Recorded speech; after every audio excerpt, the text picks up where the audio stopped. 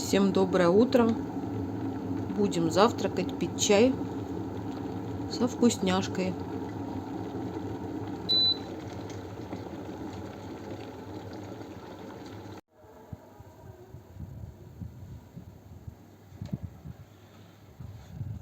А у нас сегодня на завтрак шарлотка.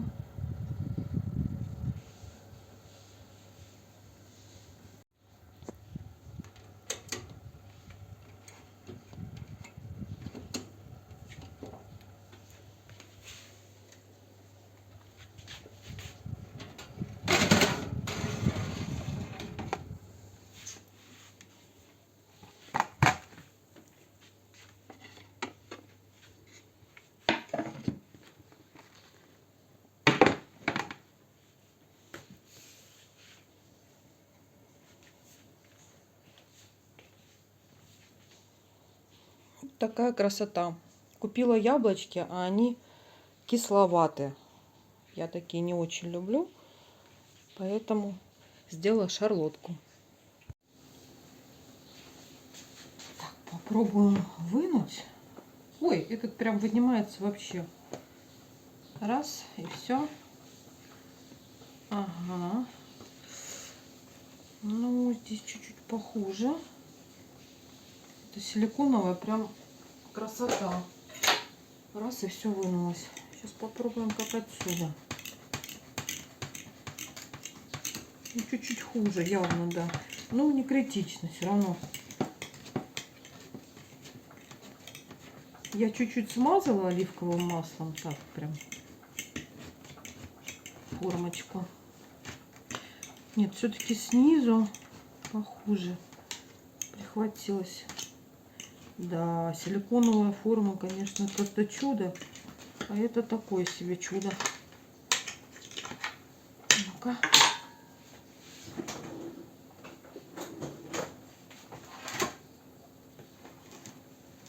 Попробуем вот так вот.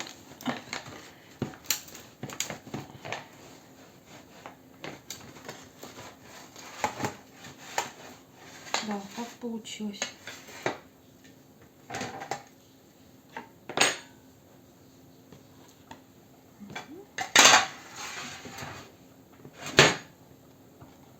В общем, вот такая красота у нас сегодня на завтрак.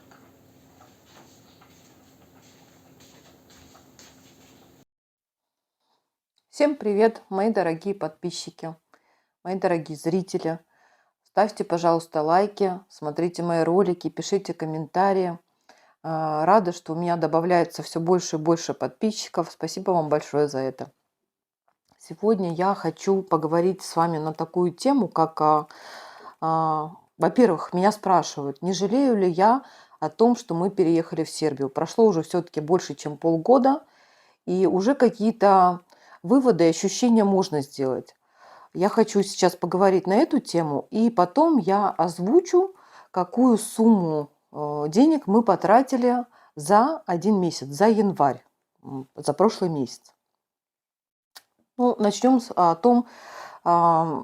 вопроса о том, не жалею ли я, что мы переехали из России в Сербию.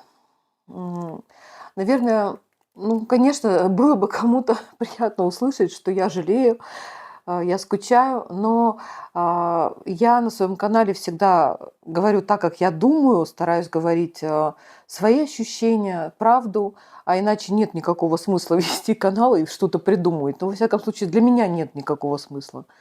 Поэтому, по-честному, я не жалею совсем. Наверное, это просто мой личный опыт жизни в России. Я уже говорила, что я родом из Крыма. Крым – это моя родина. Конечно, по Крыму я скучаю. Я скучаю по морю, мне его не хватает. Я скучаю по своим родным местам, город Керчь. И так как Сербия прям максимально похожа на Крым, если не брать во внимание только то, что здесь нет моря. А так ландшафтом Сербия очень, и климатическими своими условиями, Сербия очень похожа на Крым. Поэтому я себя здесь чувствую очень комфортно. Я чувствую себя дома. Мне здесь нравится. В этом плане изобилие фруктов, то, чего мне не хватало, когда я долгие годы жила в Подмосковье. Как я уже говорила, мне уже задавали такой вопрос, что да, я очень долго прожила в Подмосковье, но к Подмосковью я так и не смогла привыкнуть. Я не смогла его полюбить. И поэтому я абсолютно не скучаю по Подмосковью. Это абсолютная правда. Вот.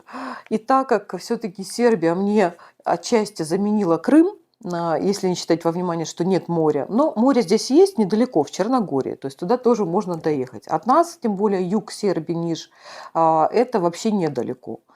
А, 4-6 часов до моря.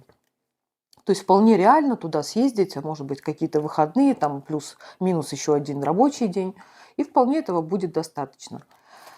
Поэтому абсолютно искренне говорю о том, что по Подмосковью, где я жила долгое время, я не соскучилась совсем.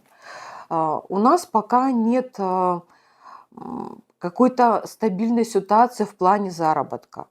Но я вперед не буду забегать. Я считаю, что это нормально. Мы на это и не рассчитывали, что очень быстро мы сможем устроиться на работу, что-то здесь зарабатывать. Конечно же, нет. В принципе, мы движемся к этому, все в процессе. То есть мы изучаем язык, я пытаюсь заниматься, налаживать, так сказать, возможности, пути, возможности продажи своих картин. Сын занимается своей профессией. То есть, в принципе, все идет как нужно. Мы не рассчитывали, что это случится очень быстро. Сразу же могу сказать, что без знания языка, конечно же, вы здесь не устроитесь на работу, тем более быстро. Язык нужно изучить сначала. Поэтому на быстрое нахождение работы мы не рассчитывали. Я считаю, что у нас все идет пока нормально, по плану, как мы и планировали. С какими-то большими трудностями мы здесь тоже не столкнулись. Как-то нас Сербия приняла, я бы сказала. То есть какие-то мелочи, какие-то такие проблемки, которые тут же решались. То есть у нас прошло все гладко с момента приобретения нашей квартиры, вернее, даже поиска. С момента поиска нашей квартиры, начиная с Белграда, дальше мы поехали в Панчево, потом приехали в Ниш. И весь процесс, он был несложным, то есть не возникало каких-то больших проблем. Нам сделали белый картон, где мы снимали квартиру, люди вообще даже не против были, то есть мы сходили в полицию, оформились, то есть все было хорошо, никаких проблем у нас не было. И по сей день, то есть у нас какие-то есть моменты, которые тут же решаются. Это не проблемы, это текущие моменты жизни, которые могут быть в любой стране. Поэтому у нас, я считаю, здесь складывается все хорошо. Поэтому о переезде я не жалею. Просили как-то спросить сына, сможет ли он там сам озвучить свое мнение. Ну, он такой товарищ, он не любит там на камеру что-то перед камерой. Но я его спросила, задала такой вопрос. Он сказал, что слишком мало еще прошло времени, чтобы прям озвучить. Но, в принципе, ему на начальных этапах здесь нравится. То есть, в принципе, все идет по плану. Вот. Конечно же, а, тем, кто, наверное, был в России или и есть там в России, кто-то очень общительный, у кого там большое количество друзей, наверное, как-то могут и по-другому отреагировать. Но я не могу сказать, что у меня у сына было большое количество друзей. Были друзья, но как-то их немного. Там 2-3 человека. Он такой вот, как сказать, умеет дружить, но не со всеми. То есть выборочно. Поэтому сейчас они, конечно, переписываются, там какими-то новостями делятся, но не более того, естественно, это уже в другой стране. Наверное, здесь какое-то отсутствие недостатка общения с людьми, которые с тобой на одной волне, то есть с молодежью. Наверное, это как-то все-таки ему как в минус пока. Но он изучает язык, я надеюсь, что он вольется где-то в коллектив, либо по работе, либо так познакомиться с кем-то, и будет ему, конечно, поинтереснее. Ну, в общем-то, я не слышала от него какой-то критической точки зрения по этому поводу, что ему не хватает общения. Это просто мой вывод. Он сказал, что, во-первых, слишком мало времени прошло, а во-вторых, пока что его все устраивает. Ему понравится город. Он говорит о том, что действительно ему здесь тоже комфортно. Ему нравится местная еда. В общем, вроде бы доволен. Ну и теперь про траты за январь месяц. Сколько мы потратили денег, живя в Сербии, за январь. 75 тысяч динар. Но сюда не вошло отопление. А, Объясню потом почему. Значит, что же сюда вошло? Вошло продукты, это 40 тысяч динар. Медицинская страховка 9400. Когда мы ее оформляли, она стоила еще 4700 на человека в месяц. Сейчас она уже подорожала, стоит 5200. Но все равно я считаю, что ее нужно делать, потому что платные врачи в Сербии достаточно дорогие, прям дорогие, 6-8, терапевт может там 4,5-5 тысяч стоить, то есть это один прием. Поэтому страховка это достаточно быстро отбивается. Опять же, мы платим, потому что мы не работаем. Если бы мы работали, то оплачивал бы тогда работодатель, и нам медицинская страховка была бы бесплатна. Также лекарства, которые выписывает врач в государственной поликлинике, можно приобрести в аптеке с большой скидкой. Поэтому все равно я считаю, что нужно делать медицинскую страховку. Категория для рисования. Я покупаю рамки для своих картин. ам, Больше ничего не покупала, только еще немножко холстов. В основном все остальное я привезла из России и до сих пор этим пользуюсь. Краски, холстов много. Значит, 6000. Квартплата 4200. У нас совсем недавно, еще, по-моему, в октябре, квартплата была 3700. Потом она стала 4100, подорожала. В общем, подорожало что-то частично. По-моему, вода подорожала, еще что-то. Стало 4100. Но так как входит вода туда, то это, конечно же, не постоянная цифра. Там могло быть, ну, не сильно отличается. 400, 4200, вот так вот. И сейчас пришел счет у нас на 4800. То есть еще какие-то категории подорожали. Мы прочитали, что там мусор, вывоз мусора подорожал, потом уборка дома и еще что-то. В общем, еще какие-то категории подорожали, и в результате у нас получилось 4800. Хотя буквально несколько месяцев назад на 1000 было дешевле квартплата. Одежда. Что-то мы покупали из одежды. Не помню, уже даже не могу сказать. Тот шопинг, который мы сделали недавно, это был уже февраль месяц, а это за январь. То есть те вещи, которые мы покупали, о которых я рассказывала, сняла видео целое, сюда, конечно же, не вошли. Ну, в общем, что-то мы покупали, не помню. Фастфуд 2400. То есть, когда мы уходим гулять или по делам, и у нас нет возможности дома покушать, то, конечно же, мы куда-то заходим в какое-то кафе, покупаем какую-то плесковицу, и, в общем, за месяц обошлась эта сумма 2400. Категория дом. Что-то я покупала домой, тоже же, конечно, я не вспомню. Это могло быть какое-то постельное, либо еще что-то, какие-то, может, расчески, еще что-то. Вот, в общем, 2000. Здоровье 1700. Новым годом я заболела, и выписывали лекарства, которые я тоже приобрела со скидкой с большой в аптеке. Ам, Покупала лекарства от давления я, и спрей в нос, что-то такое. В общем, вышло 1740. И услуги. Услуги – это сын ходил, стригся. Я вот все никак не дойду, все собираюсь, планирую, но пока все отодвигаю немножечко это. И сюда же еще входит связь. Связь нам обходится 5000 динар каждый месяц. Это за 2 номера телефона сына и у меня, и домашний интернет. Связь, конечно, здесь дороже значительно, но качеством она лучше. И когда я вспоминаю, какая у нас была связь недорогая, но интернет практически отсутствовал в России вот перед отъездом, то есть уже перед отъездом у нас были все вот эти вот, в общем, глушилось, и интернет не работал, и задаешь себе вопрос, а вообще, в принципе, ты за что тогда платишь? То есть как бы ты оплачиваешь, но интернета нет. А, Поэтому пусть мы больше платим, но зато, во-первых, у нас все есть, интернет есть, и качество связи очень-очень хорошее, высокое.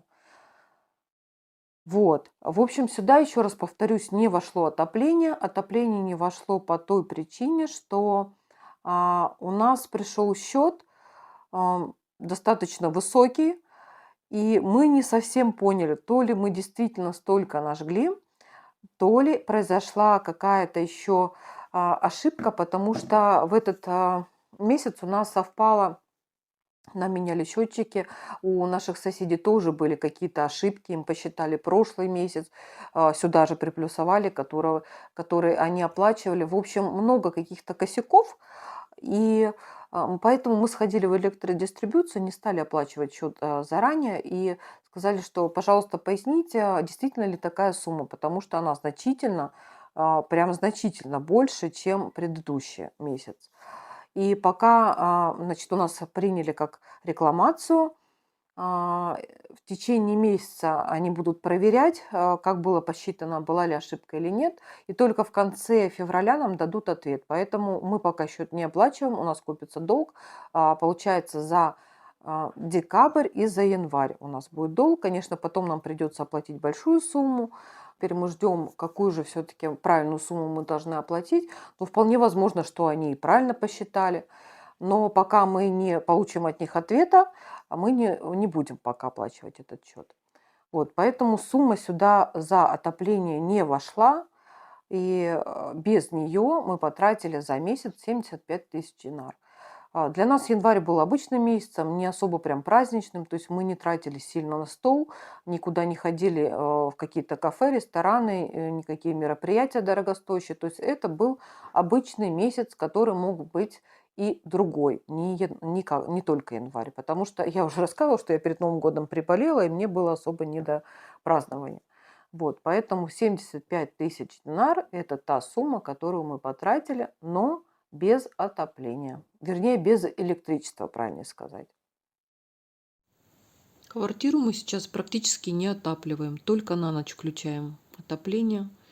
Днем у нас держится достаточно комфортная температура без отопления. Вот утром мы его выключаем, и все. И в течение дня не включаем, прям до вечера перед сном.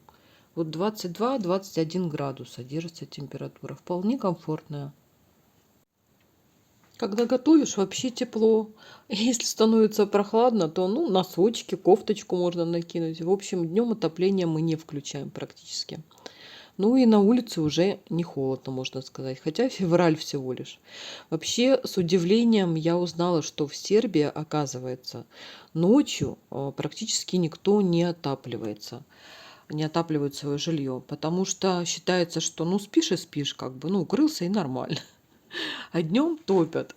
Мне вот, как по мне, так лучше бы наоборот. Я именно так и делаю. То есть днем у нас тепло, а на ночь, как сказать, днем у нас тепло, потому что мы что-то делаем. Мы двигаемся, мы готовим кушать. Отопление мы не включаем днем. А вот на ночь я не могу спать, когда холодно, я мерзну. Поэтому мы включаем всегда отопление на ночь. И как бы мне было удивительно узнать, что в Сербии почему-то вот наоборот. А у нас тут вот такой вот дружочек теперь приходит к нам каждый день. Я теперь кормлю 2 котов, своего и вот эту подружку. Я так думаю, что у меня кот загулял с ее мамой. Вот, прям загулял. Он прям приходит раз в сутки покушать, поспать часочек и убегает. И я его вижу все время с этой кошкой, с ее мамой. И, видимо, она теперь решила, что она наша прямая родственница, имеет право приходить к нам домой, когда ей захочется. Да? Да? Ты какая красивая, какая умная. Но нагловатая, конечно, есть такое. Вот. Но все равно я каждый день кормлю, но она пытается залезть домой, я ее выгоняю из квартиры. Вот такая вот чудо. Кем же ты нам доводишься теперь? Наверное, внучкой моей, внучкой.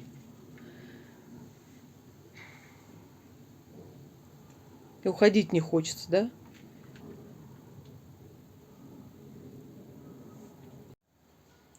Сколько же у нас сегодня градусов, посмотрим.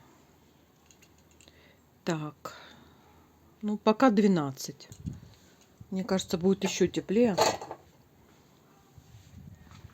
2 дня у нас шел дождь. Сегодня такое солнце пробивается яркое. Пытается пробиться.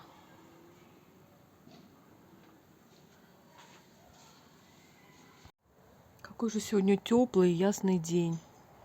И какое красивое небо живописное. Ясное и чистое.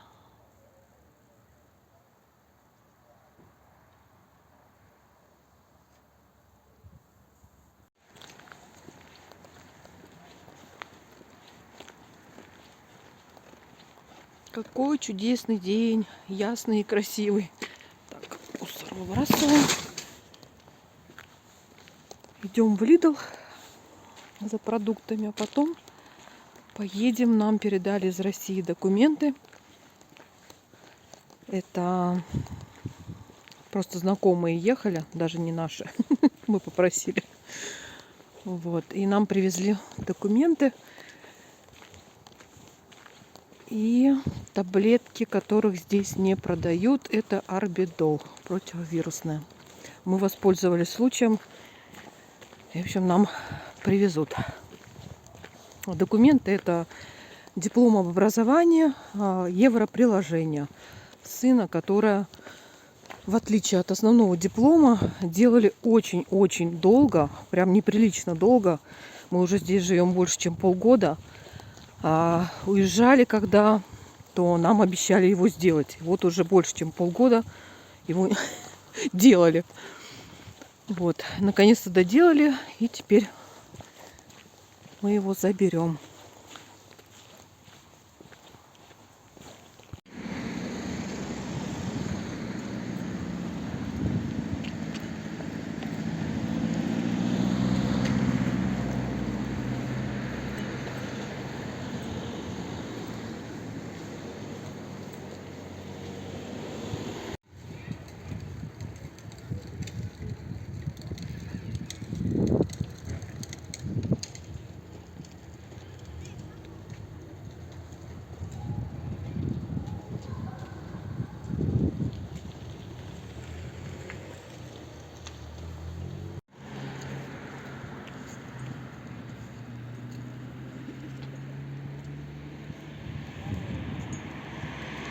Я не очень люблю в Lidl ходить по выходным.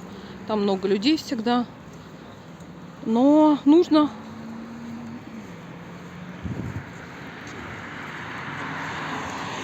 Потому что у нас у котейки закончилась еда.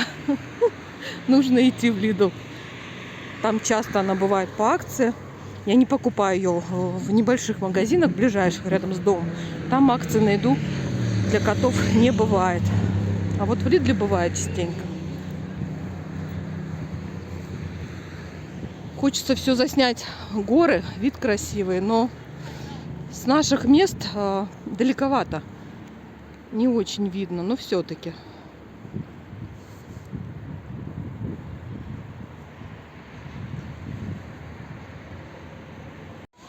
Вот хочу показать про разницу между торговлей в России и Сербии. Про честность торговли в Сербии. Вот, например, туалетная бумага. Стоит цена, и внизу всегда есть сноска о том, сколько стоит один листик. То есть один листочек, который отрывается, да, понятно, на каждый. То есть может быть разная длина, может быть двухслойная, трехслойная. И вот для того, чтобы человеку было понятно, пишется цена за один листик. Вот, например, 430 динар, и внизу написано один листик 0,27 динар. Дальше 360. Один листик 0,18 динар. 274. Тут количество разное рулонов, поэтому один листик 0,18 динар. 149. Один листик 0,12 динар. То есть в зависимости от того, какого размера, сколько их там штук, сразу человеку понятно, где дешевле. Вот это о честности торговли в Сербии. Еще таких вещей, как чтобы товар не совпадал с ценником, я такого тоже не встречала. Всегда соответствует цене тот товар, который лежит. И ценник либо под ним, либо над ним, четко. Не рядом, как это бывает в России, или вообще какой-то другой ценник под товаром. Ну, что тут у нас коту поесть? Будет сегодня что-то по акции? Вот какой-то сухой корм, да? Вот это сухой же. Мы такой не берем. Не ест, товарищ. Он ест вот эту кашиду и ест Феликса. Больше ничего. Ну, возьмем кашиду, да? А они разные еще, да? Нет, здесь, по-моему, один цвет. Наверное, все одинаковые. Значит, 498 динар. Здесь... забыла, сколько их тут штук. Здесь их 12. Кстати, пачки не по 85 грамм, а по 100.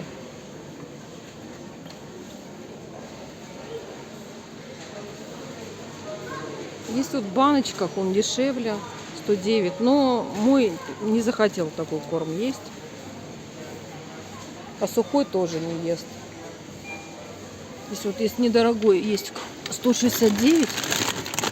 Такая вот пачка. Сколько здесь? 20% скидка написана. Килограмм. Вроде совсем недорого, но что-то он как-то не ест сухой корм. Мы сегодня пришли не затариваться продуктами, а просто подкупить. У нас практически все есть. Закончился только хлеб, молоко. В общем, по мелочи. И коту еду.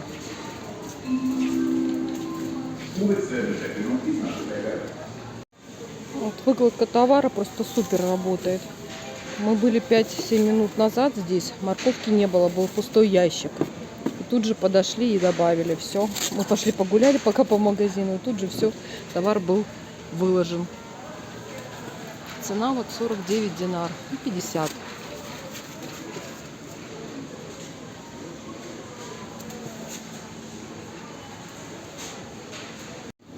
Вот нашла холсты еще по акции. По 600 динар, 2 штучки. 40 на 40. Но, к сожалению, таких больших, как я брала, 50 на 70, уже нет. А я бы их с удовольствием еще прикупила. Ну, возьму хотя бы 40 на 40 одну упаковку. Такой набор карандашей. 500 динар. 36 цветов.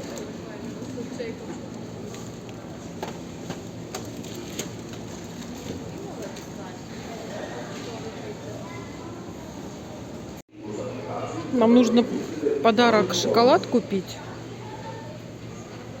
И мы остановились на вот этом. Здесь 250 грамм, стоит 400 динар. На рубли, соответственно, 320. То есть это получается, по сути, как 2 плитки обычного шоколада. Мы возьмем в подарок и себе, потому что я этот шоколад обожаю.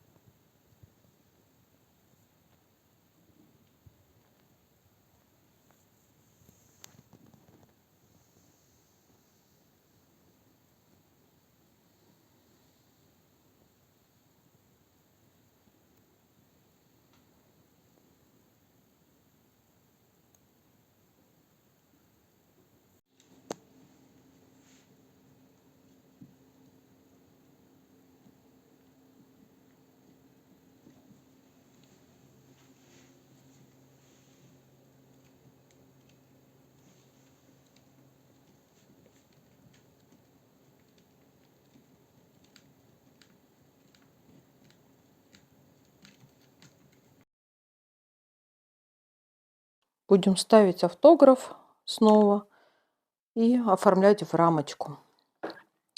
Автограф, наверное, я выберу какой-то вот цвет, что-то вот такое яркое. Попробуем вот этим цветом, контуром.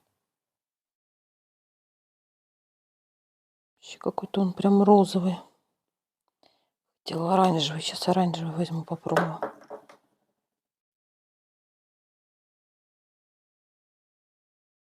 Да, но лучше оранжевый. Здесь у нас все высохло. Ну, кстати, до сих пор вот слои, где толстый слой, до сих пор чуть-чуть вон на пальце еще краска осталась коричневая. Все равно до сих пор не просохли. Поэтому сейчас я сделаю автограф, напишу свой, в рамочку ее поставлю и поставлю в отдельное место, чтобы она досыхала, еще стояла. Ладно, пишем. У меня вот просто есть желание. Не хочется вот здесь ставить автограф, а хочется его как-то вот сюда писать. Наверное, я так и сделаю. Как-то здесь листочки очень хорошо лежат на траве, и не хочется их как бы портить сверху по ним. Все высохло. Высохло. Ну ладно, аккуратненько напишу сейчас.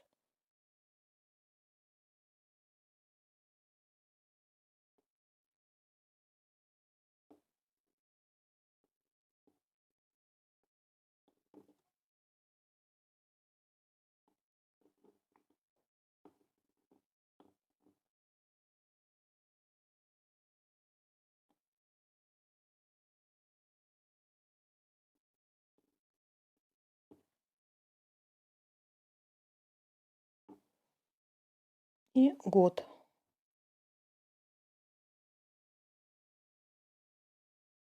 Все. Да, кстати, неплохо получилось. Не горизонтально, а вертикально. Нормально.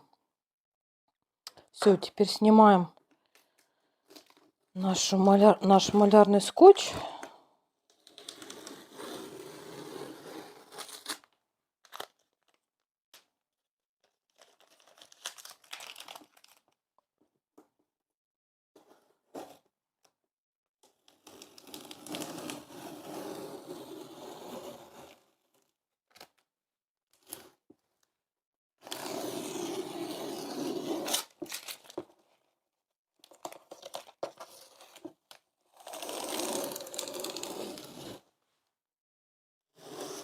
Оп. Оторвался. Все, отлично. Будем теперь в рамочку вставлять.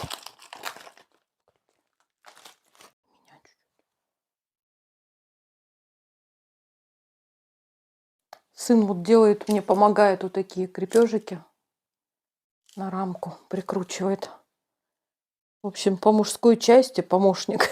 Когда я расписывала подносы деревянные, там нужно было прикручивать ножки металлические. Вот, он тоже мне все прикручивал. В общем, вся мужская часть, помощь на нем. Автограф наш еще не высох, поэтому надо очень аккуратненько. Опа.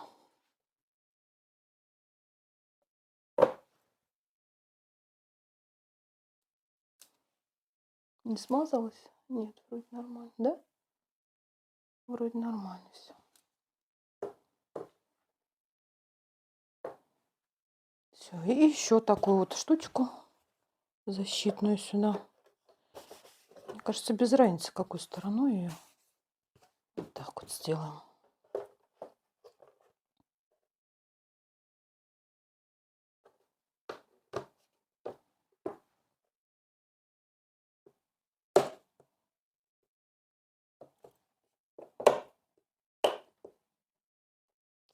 Снимаешь? Вот такая работа.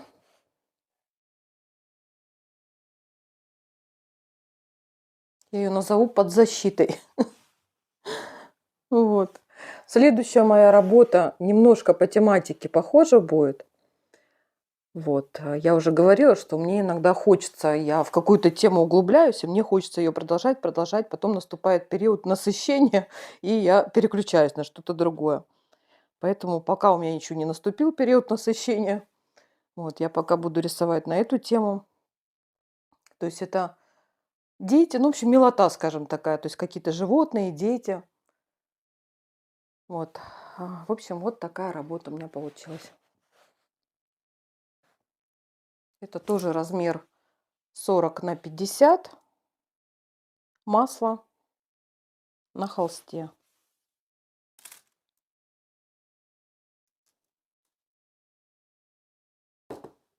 И теперь мы ее поставим еще в сторону, чтобы она ничего не касалась, аккуратненько досыхала. Потому что остались еще некоторые места, где толстый слой был масла. Вот. И там эти места еще не просохли.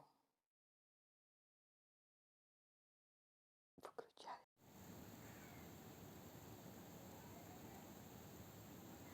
Сегодня я начала рисовать еще одну картину. Продолжаю тему дети, животные, в общем, милоту. Вот такая будет маленькая леди. Здесь будет котенок, пока его еще нет.